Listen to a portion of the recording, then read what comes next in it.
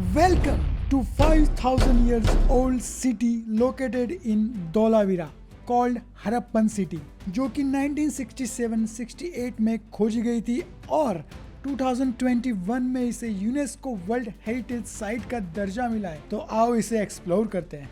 Let's go.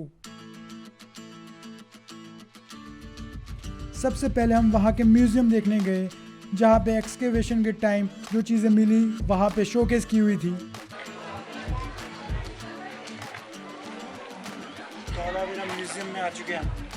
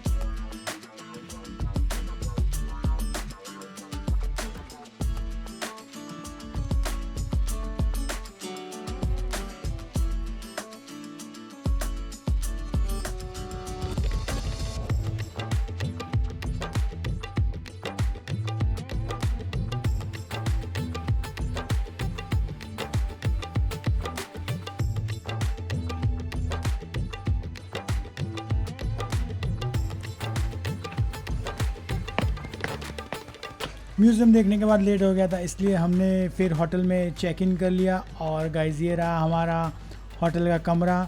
काफ़ी बढ़िया जगह है, धौलावीरा के अंदर ही है ये होटल। तो आप देख सकते हो काफ़ी बढ़िया कमरा है। और ये दो बेड और ये रहा बाथरूम। ये देखो, लाइट ऑन कर देता हूँ और ये बाथरूम। लाइक करो गाइस।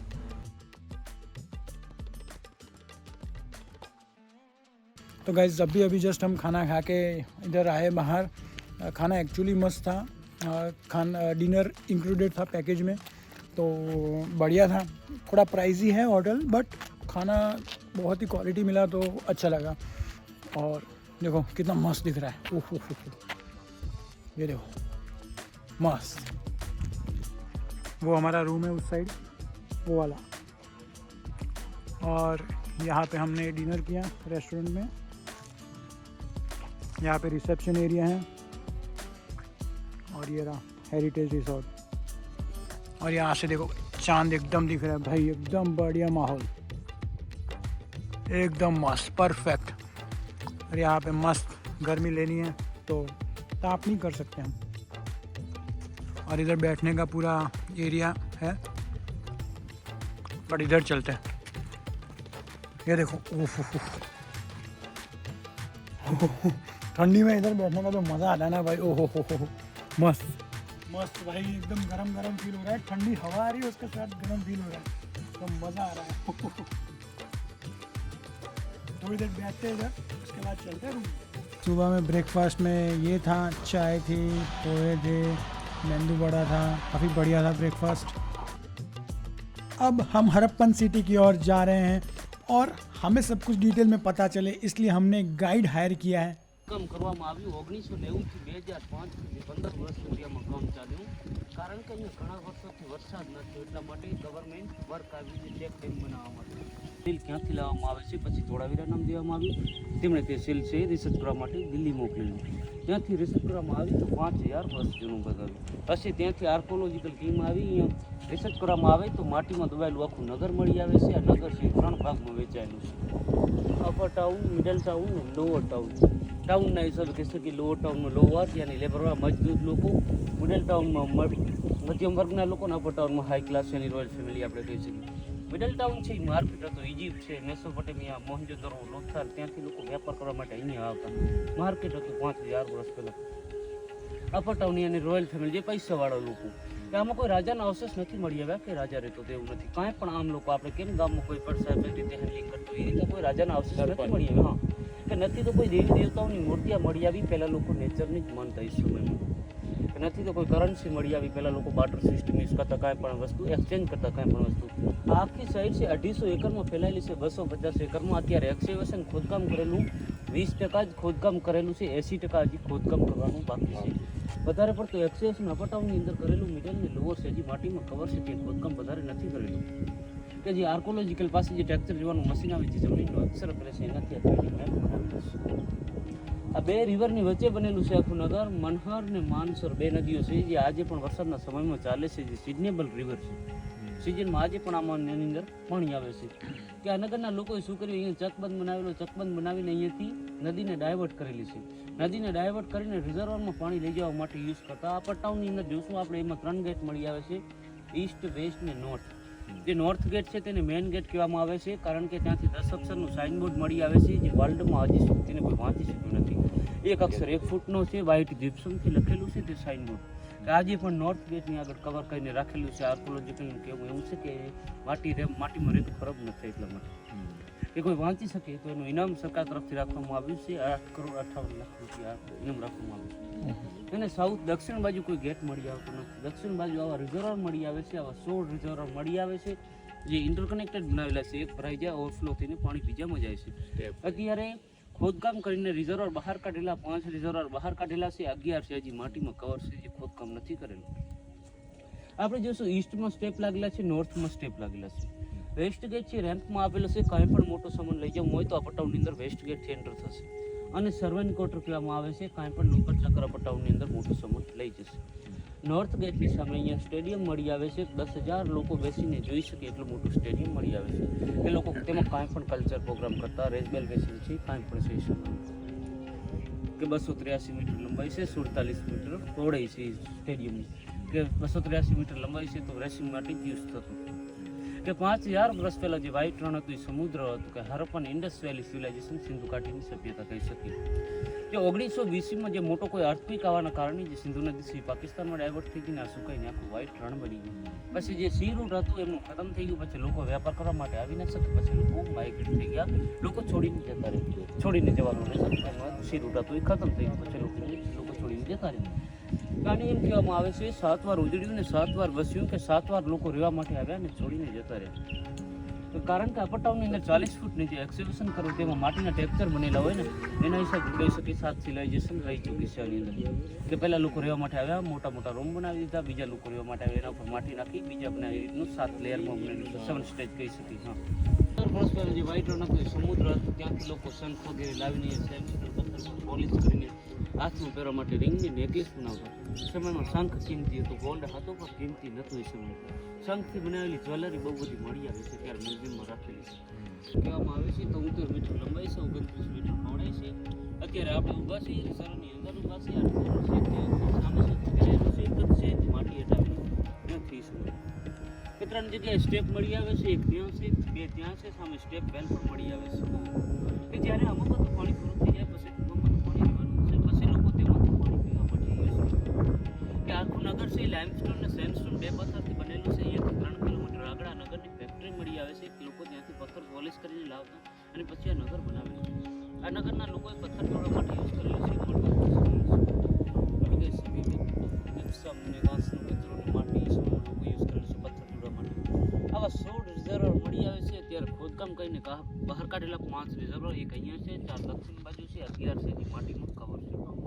આ સામે ઈસ્ટ ગેટ છે, નાનો એવું દેખાય છે. આ ઈસ્ટ ગેટની સામે છે અને ઈસ્ટર્ન સર્કલ કહેવામાં આવે છે. 5000 વર્ષ જૂનું આ રીતનું મળી આવે છે. કાંઈ બનાવવામાં આવ્યું નથી, માટી હટાવવામાં આવી છે, જોઈ શકો.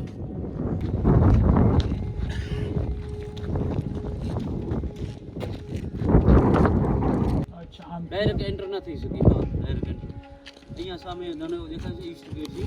અહીંયા 50 થી 100 વર્ષે નાનું મોટું અર્થક્વેક આવે છે, જે કચ્છ અર્થક્વેક ટાઈપ ઝોનમાં આવે છે. જે અપર ટાઉનની જે દિવાલો બનાવેલી છે, 11 મીટર દિવાલો પહોળી બનાવવામાં આવેલી છે. બંને બાજુ દિવાલો બી કરવામાં આવી છે, વચ્ચે માટી નાખવામાં આવે છે. કાંઈ પણ ભૂકંપ આવે ત્યારે આમાં કાંઈ પણ ડેમેજ ન થાય. અને ગેટની આગળ ઇન્ટરલોકિંગ સ્લાઇડિંગ સિસ્ટમ પણ યુઝ કરેલું છે, જે ભૂકંપથી બચવા માટે યુઝ કરેલું છે. ત્યાંથી એલાઉડ નથી, એટલે આપણે નોર્થ ગેટથી અપર ટાઉનની અંદર એન્ટર થશે. ચાલો.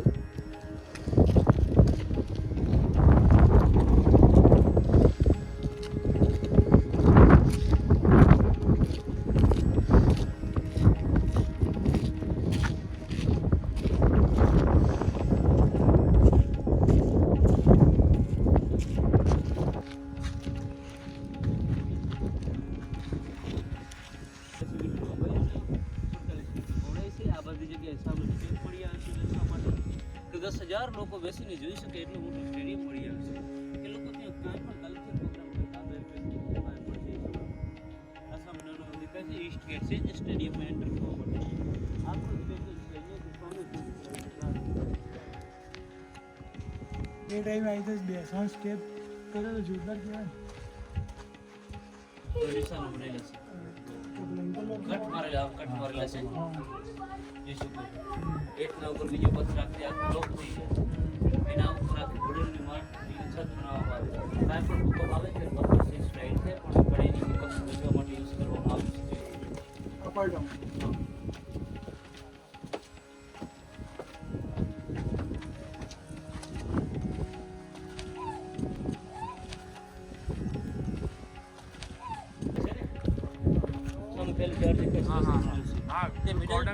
મિડલ ટાઉન છે અને બહુ બધા સામે પહેલી વાર ઝાડ દેખાય છે, એટલે ઓટ ટાઉન છે.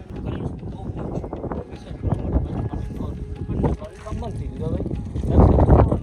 આ પણ ટાઉનના લોકોને રહેવા માટે રૂમ મળી આવે છે. આપણને તો અત્યારે આ બેઝ જોવા મળે, ફાઉન્ડેશન કહી શકીએ. પહેલાં લોકો રહેવા માટે બેઝને યુઝ કરતા અને ચારે બાજુ વુડન પેપર દેવામાં આવે છે. એના ઉપર લાકડી નાખી દેવામાં આવે છે. કિચનલ છે, ડ્રેનેજ સિસ્ટમ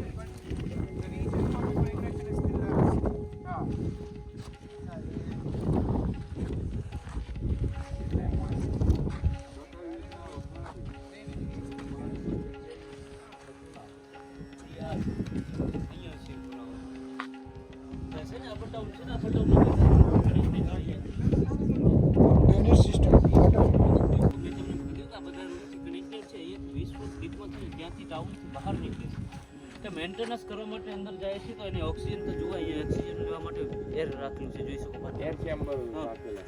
અને અહીંયા મેન્ટેનન્સ કરવા માટે આ ટાઉનના બધા રૂમ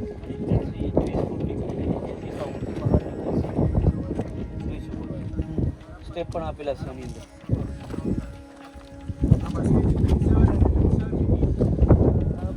આખું સેફ રૂમ ત્યાં પણ મળી આવે છે.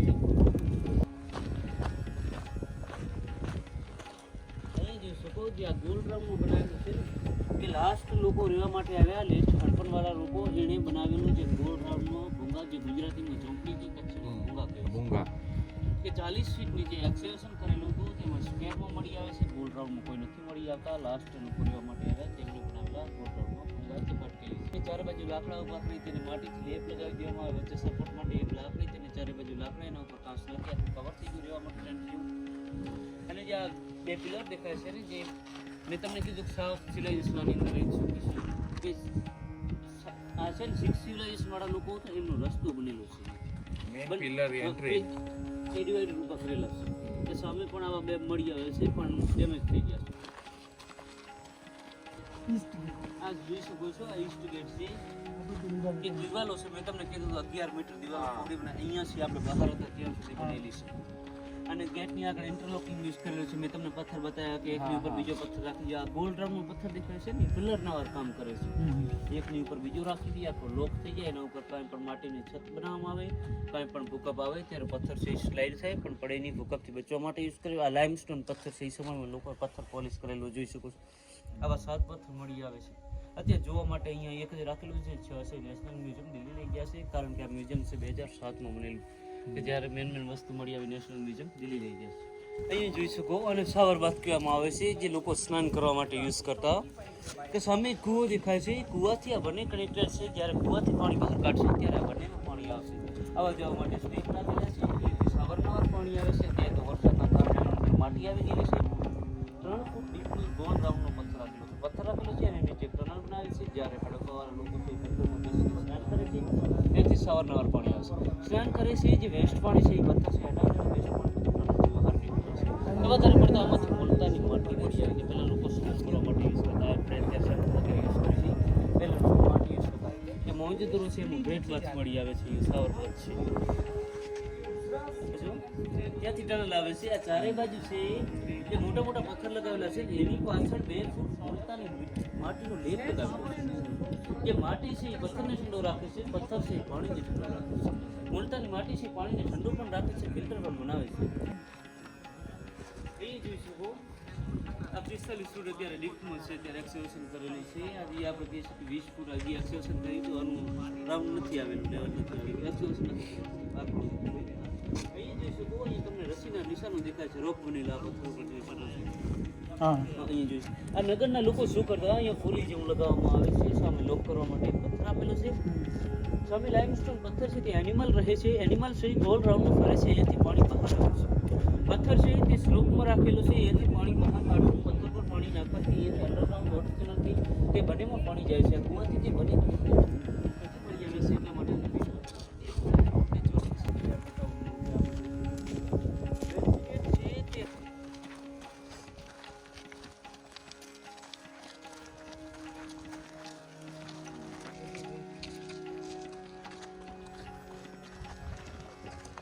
અહીં જોઈ શકો. અને ગ્રેનરી કહેવામાં આવે છે, જે લોકો અનાજ ચોખવા માટે યુઝ કરતા. આમાંથી એક્સકેવેશન કરતી સમયે જવારના ફોસિલ બની મળી આવ્યા. કે કાંઈ પણ વસ્તુ હજારો વર્ષ માટીમાં દબાઈને રહે પછી ફોસિલ બની એ પથ્થરનું રૂપ લે છે. તેને કાર્બન ડેટિંગ કરવામાં આવી તો જવારના ગણવા મળી આવે, એટલા માટે. અને ગ્રેનરી કહેવામાં આવે છે. 4 મીટર ઊંડાઈમાં છે.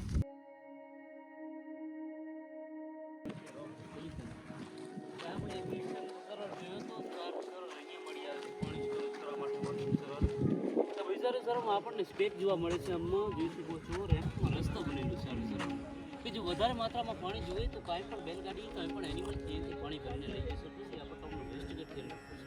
તો સામે પણ જોઈ શકો. આખો નેચરલ પથ્થર છે લાગેલું છે. પથ્થરથી પથ્થર પોલિશ કરતા એ સમય એક આપણે ઇફેક્ટ જોયો તો 4 અહીંયા મળી આવે છે. એક ભરાઈ જાય છે, ઓવરફ્લો થઈને પાણી બીજામાં જાય છે. ઇન્ટરકનેક્ટેડ બનાવેલા છે.